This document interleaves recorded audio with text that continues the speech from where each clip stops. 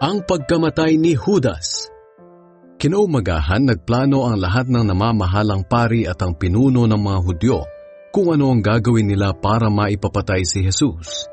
Ginapos nila si Jesus at dinala kay Gobernador Pilato. Nang malaman ng traidor na si Judas na hinatulan ng kamatayan si Jesus, nagsisi siya sa kanyang ginawa at isinauli ang 30 pirasong pilak sa mga namamahalang pari at mga pinuno ng mga Hudyo. Sinabi niya sa kanila, "Nagkasala ako dahil ibinigay ko sa inyo ang isang taong walang kasalanan." Pero sumagot sila, "Ano ang pakialam namin diyan? Problema mo na iyan." Itinapon ni Judas sa templo ang salapi. Pagkatapos ay umalis siya at nagbigti. Pinulot ng mga namamahalang pari ang salapi at sinabi, "Hindi natin maaaring ilagay ang salaping ito sa kabangyaman ng templo.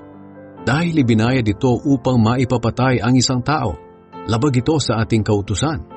Kaya napagkasunduan nilang gamitin ang salapi para bilhin ang bukid ng magpapalayok at gawing libingan ng mga dayuhan.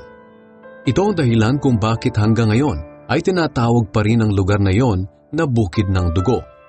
Sa pangyayaring iyon, natupad ang ipinahayag ni Propeta Jeremias nang sabihin niya, "Kinuha nila ang 30 pirasong pilak, ang halagang napagkasunduan ng mga taga-Israel na ipambili sa kanya, at ginamit nila ang pera bilang pambili ng bukid ng magpapalayok ayon sa iniutos sa akin ng Panginoon."